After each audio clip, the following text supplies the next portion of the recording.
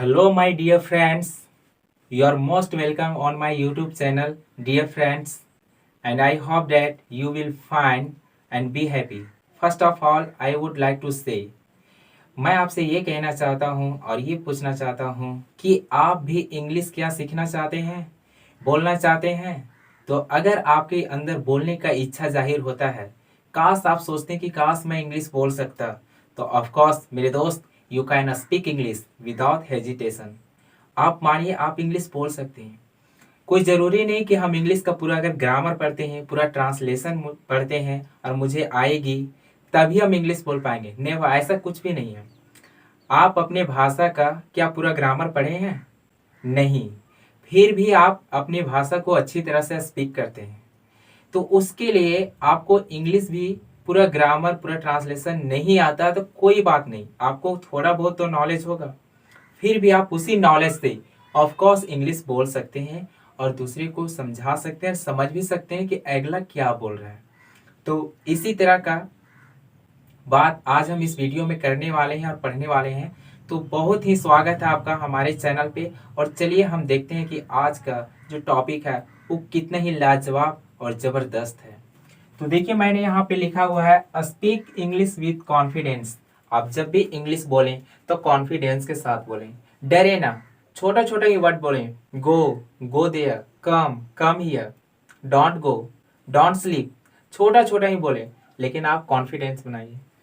उसके बाद मैंने लिखा स्ट्रक्चर, 3 स्ट्रक्चर लिखा हुआ। मैं फर्स्ट स्ट्रक्चर की बात कर रहा हूँ, आप ध्यान से देखिएगा मेरे दोस्त। Structure subject plus am is या प्लस नाउन एडजेक्टिव, इसे हम कहते हैं नॉर्मल सेंटेंस। क्या कहते हैं मेरे दोस्त? Normal sentence. जी हाँ, बिल्कुल आपने सुना। और ध्यान से देखिए, नॉर्मल सेंटेंस आपको मैं बताता हूँ। एम इज आर को, ठीक है, प्रेजेंट बोला जाता है, PRESENT, present verb, VERB, present verb बोला जाता है। ठीक है मेरे दोस्त, ये प्रेजेंट वर्ब क्या होती है? प्रेजेंट मतलब जो अभी मौजूद है, अभी इस मतलब प्रेजेंट टाइम में मौजूद है। जैसे मेरा एक दोस्त है, इसका मतलब भी मेरा एक दोस्त है। और एक मेरा दोस्त था, वो इसका मतलब हुआ कि मेरा दोस्त था, अब नहीं है। तो ये होती है प्रेजेंट टेंस, मतलब प्रेजेंट टाइम, मतलब जो अभी मौजूद है। ठीक है, तो एम इज आर जो है सो हमारी प्रेजेंट टाइम को शो करती है। इसकी पास्ट टेंस जो होती है सो वॉज वर होती है, जो हम कभी बताएंगे आपको, बट बशर्ते आप ये सीखिए और यहाँ पे रहिए। अब मैं आपको स्ट्रक्चर के माध्यम से यहाँ पे तो समझाया, सेंटेंस के माध्यम से बताता हूँ। और मेरे दोस्त आप समझने का कोशिश कीजिएगा और प्रैक्टिस कीजिएगा, ऑफ कोर्स इंग्लिश बोलिएगा। ओके, तो सब्जेक्ट हमारी, आप जानते हैं सब्जेक्ट हमारी क्या हो जाती है। इस दुनिया में जितने सारे नाउन है सब्जेक्ट होती है। इस दुनिया में जितने सारे प्रोनाउन है सारे सब्जेक्ट होती है। जीरंड होती है, इन्फिनिटिव होती है। ठीक है, तो आपको मैं बताता हूँ। आई, वी, यू, ओके, दे, ही, सी, ये सभी हमारी क्या होती है? सब्जेक्ट होती है। इसके बाद कोई भी नाम ले सकते हैं, नाम, ये भी हमारी सब्जेक्ट होती है। प्लस स्ट्रक्चर में लिख रहा हूँ, सब्जेक्ट हो गया, उसके बाद एम इज आर, आप कुछ भी लगा सकते हैं यहाँ पे, एम इज आर। ओके मेरे दोस्त, उसके बाद नाउन या एडजेक्टिव, नाउन या एडजेक्टिव, ओके, एडजेक्टिव, ADJECTIVE। और लीजिए, आपका कमाल का इंग्लिश बन गया। अब of course you can speak English. Okay, आप बोल सकते हैं आई एम या डॉक्टर। यहाँ पे मैं कुछ नाउन लिखता हूँ और कुछ एडजेक्टिव लिखता हूँ। ओके, जैसे नाउन में लिख सकता हूँ डॉक्टर, DOCTOR। ओके, एडजेक्टिव में लिख सकता हूँ गुड, ठीक है, और फार्मर लिख सकता हूँ नाउन में FARMER। ओके, अब देखिए इंग्लिश कितना इजी है। स्ट्रक्चर आपको पता हो गया, इंग्लिश आप बोल सकते हैं। आई एम या डॉक्टर, यहाँ पे या लगा देंगे, या डॉक्टर। ओके, अगर एक सिंगुलर का बोध करेगा, मैं आपको पढ़ा चुका हूं कि अगर सब्जेक्ट सिंगुलर होती है तो वर्ब भी सिंगुलर लेती है, अगर सब्जेक्ट प्लूरल होती है तो वर्ब भी प्लूरल लेती है। ये आपको समझ में रखना, दिमाग में फिट कर लेना है मेरे दोस्त, हमेशा काम देगा। तो यहाँ पे देखिए, राम सिंगुलर सब्जेक्ट है, तो इसका मतलब क्या होगा? राम सिंगुलर सब्जेक्ट है, वर्ब भी क्या लेगा? सिंगुलर। अब यहाँ पे इज है, सिंगुलर वर्ब है, और आई के साथ हमेशा एम आता है मेरे दोस्त, आई के साथ हमेशा एम आता है। ठीक है, और यहाँ पे जो वी है, यू है, दे है, ये सभी प्लूरल है। तो जब प्लूरल सब्जेक्ट है, प्लूरल वर्ब भी लेगा हमारी जो आर है, और ही सी के साथ क्या आ जाएगा मेरे दोस्त, इज। ठीक है, और राम भी सिंगुलर है तो इसके साथ इज आ जाएगा। अब बोलिए इंग्लिश, देखिए कितना मस्त बोलिएगा। Ram is a doctor, he is a doctor, she is a nurse, है ना। इस तरह से प्लूरल बोलिए, you are good, he is good, she is good, है ना। आप बोल सकते हैं उसके बाद दे आर फार्मर्स। आप दे आर ये फार्मर मत बोलिएगा, क्योंकि ये प्लूरल है तो आने वाला जो हमारा नाउन भी होगा वो प्लूरल होगा। तो क्या होगा, दे आर फार्मर्स। क्या होगा, दे आर फार्मर्स, मतलब एक से ज्यादा है। क्या होगा, फिर होगा you are doctors, you are doctors, आप लोग डॉक्टर्स हैं, मतलब होने का सेंस देता है। बी वर्ब ये, ठीक है, बी वर्ब होता है, am is are was were, ये बी वर्ब होते हैं। जब हम वर्ब पढ़ेंगे डिटेल से पढ़ेंगे, ओके। मैं आपको शॉर्ट बता रहा हूँ। तो कैसा है ये इंग्लिश, कमाल की है ना। आप स्ट्रक्चर याद रखिए, इंग्लिश बोलिए। तो यहाँ पे देखिए जो हमारी जो ये डॉक्टर्स है, फार्मर्स है, ये हमारी दोनों क्या है, नाउन। क्या है मेरे दोस्त, नाउन। ठीक है, और यहाँ पे जो गुड है सो हमारा एडजेक्टिव है। क्या है, एडजेक्टिव।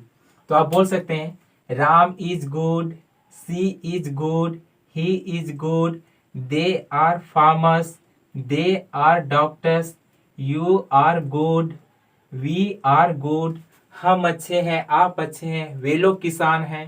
है का सेंस देता है, मतलब अभी भी वो है। ओके, चलिए आपको समझ में आया होगा। मैं दूसरे स्ट्रक्चर पर चलता हूँ। ठीक है मेरे दोस्त, यहाँ पे देखिए structure, subject plus am is are plus V four, fourth form of the verb, fourth form of the verb यानी वर्ब के चौथे रूप। ठीक है, उस वर्ब के चौथे रूप क्या होता है, V one plus I N G. अगर हम फर्स्ट फॉर्म में आई एन जी जोड़ देते हैं तो मेरा फोर्थ फॉर्म बन जाता है। और ये जो स्ट्रक्चर हमारा लीजिए बन गया present continuous tense. Present continuous tense, ये प्रेजेंट कॉन्टिन्यूअस टेंस कैसे बना, आप रहा है, रही है, रहे हैं ऐसा मत पढ़िएगा मेरे दोस्त। हिंदी से आप यदि इंग्लिश को कन्वर्ट कीजिएगा हिंदी के थ्रू, हिंदी को देखकर, और आप इंग्लिश कन्वर्ट कीजिएगा उसको, तो मैं बताता हूँ आपका सेंटेंस रॉन्ग बनेगा। इंग्लिश को इंग्लिश की तरह पढ़ा जाता है, हिंदी को हिंदी की तरह पढ़ा जाता है मेरे दोस्त। इसलिए आप रहा है, रही है उस पर मत जाइएगा। और यहाँ पे सारा खेल वर्ब का होता है। यहाँ पे देखिए मैं एक सेंटेंस लिख रहा हूँ, उसमें ये सेंटेंस कैसे प्रेजेंट कॉन्टिन्यूअस टेंस का है ये देखेंगे।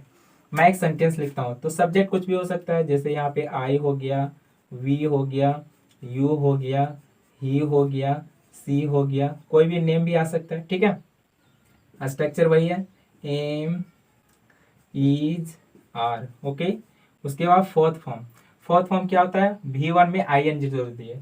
तो यहाँ पे गो है हमारा वी वन है, अब इसमें क्या जोड़ रहा है मुझे, आई एन जी, तो जोड़ देते हैं आई एन जी, तो ये मेरा क्या हो जाएगा, गोइंग। ठीक है, अब देखिए मैं बताता हूँ, एम इज आर जो है सो क्या होती है हमारा प्रेजेंट वर्ब होती है, मैंने ऑलरेडी बताया प्रेजेंट वर्ब। तो यहाँ पे मैं क्या लिखूंगा, प्रेजेंट, पी आर ई ए सी एन टी। और जो गोइंग जो है सो ये हमारा फोर्थ फॉर्म है, और फोर्थ फॉर्म का नाम है जो सो वो नाम है continuous, C O N T I N U O U S, continuous. अब बताइए प्रेजेंट कॉन्टिन्यूअस टेंस हुआ कि नहीं हुआ, हुआ ना मेरे दोस्त। तो आप ऐसे ही पढ़िए, इंग्लिश को इंग्लिश की तरह, सारा खेल वर्ब का होता है मेरे दोस्त। मैं टेंस का वीडियो बनाऊंगा, ठीक है। तो प्रेजेंट कॉन्टिन्यूअस टेंस, अब देखिए कितना इजी है इंग्लिश बोलना। आपको स्ट्रक्चर सामने है, बस आपको बोलना है। गोइंग है, कमिंग है ना, फ्लाइंग है, फ्लाइंग। अब बहुत सारे वर्ब ले सकते हैं, डोंट वरी, वो वर्ब होना चाहिए, आपको ये पहचान में होना चाहिए, वो वर्ब होना चाहिए। ऐसा नहीं कि यहाँ पे हम नाउन कर देंगे, ठीक है, एडजेक्टिव कर देंगे। ऐसा नहीं हम बोल देंगे कि आई एम फाइटिंग, ऐसा नहीं होता। ठीक है, तो ये आपको पहचान में आना चाहिए कि ये वर्ब होना चाहिए, क्योंकि यहाँ पे V4 है, नाउन एडजेक्टिव नहीं है, ये आना चाहिए। तो देखिए हम इंग्लिश किस तरह से बोलेंगे, I am going, you are speaking, है ना, she is dancing, Ram is playing. आप उसमें और भी जोड़ सकते हैं, कैसे, I am playing cricket, you are listening music, I am teaching English, they are going to market. इस तरह से आप अनेक सेंटेंस को बोल सकते हैं मेरे दोस्त। स्ट्रक्चर आपके सामने है।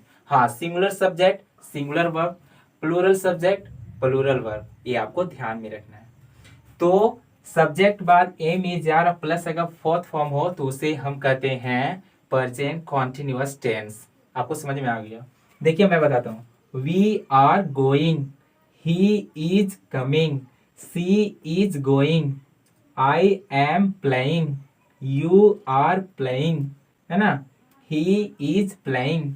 बहुत सारा स्ट्रक्चर आप सेंटेंस बोल सकते हैं, स्ट्रक्चर आपको होना चाहिए। उम्मीद करता हूँ मेरे दोस्त ये प्रेजेंट कॉन्टिन्यूअस टेंस का सेंटेंस भी आपको समझ में आया होगा। अब मैं चलता हूँ subject plus am is are plus verb का थर्ड फॉर्म। इसको हम बोलते हैं पेसिव वॉइस। जी हाँ, आपने बिल्कुल सुना, पेसिव वॉइस। आप पढ़े भी होंगे तो अच्छी बात है, नेक्स्ट मैं वॉइस का भी वीडियो बनाऊंगा। एक्टिव वॉइस, पेसिव वॉइस, मैं आपको एक शॉर्ट में बताता हूँ मेरे दोस्त। एक्टिव वॉइस मुझे पढ़ना ही नहीं होता, इसलिए कि जब मैं टेंस का सेंटेंस पढ़ लेता हूँ तो टेंस का जितना भी सेंटेंस होता है ऑलरेडी एक्टिव वॉइस ही होता है। मैं सिर्फ पढ़ता हूँ कि पेसिव वॉइस में किस तरह से कन्वर्ट किया जाता है। तो आपको एक्टिव वॉइस में एक्टिव वॉइस तो पढ़ना ही नहीं होता है, क्योंकि सारे जो टेंस का सेंटेंस होते हैं वो एक्टिव वॉइस में होते हैं। तो सिर्फ हम पेसिव वॉइस में किस तरह से चेंज किया जाता है, कन्वर्ट किया जाता है, बनाया जाता है, उसके बारे में हम वॉइस में पढ़ते हैं। तो now please you look at, आप देखिए यहाँ पे, ठीक है।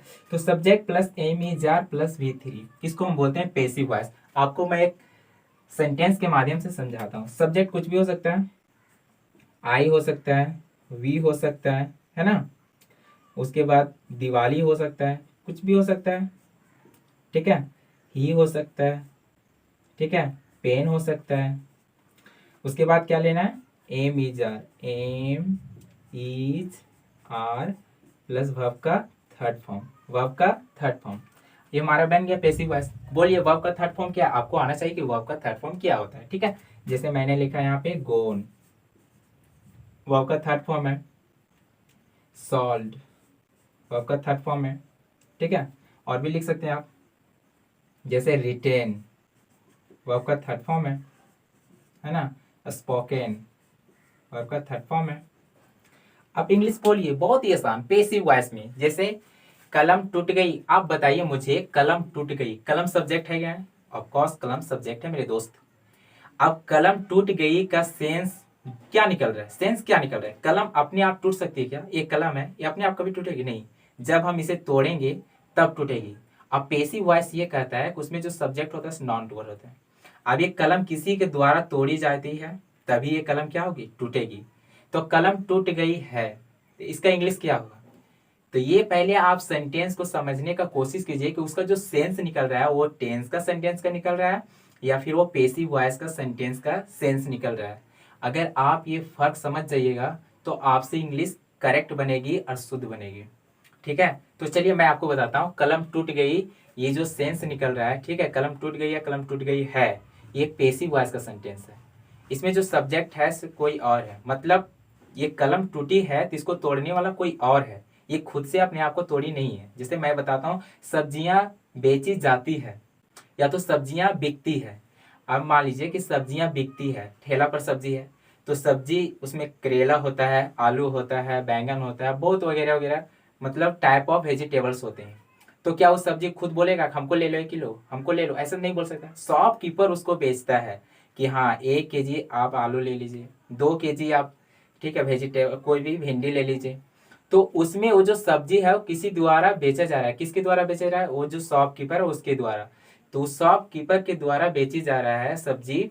तो वहां पे वो जो सेंटेंस है, वहां पे जो सब्जी है, ठीक है, वो आलू है, वो खुद से अपना काम नहीं कर रहा बल्कि उसको करने वाला कोई और है, सेलिंग करने वाला कोई और है, ठीक है। तो वो जो सेंटेंस हमारा होता है सब्जियां बेची जाती है, ये पेसिव वॉइस का सेंटेंस होता है, ठीक है। बाकी हम डिटेल से पढ़ेंगे जब वॉइस पढ़ेंगे।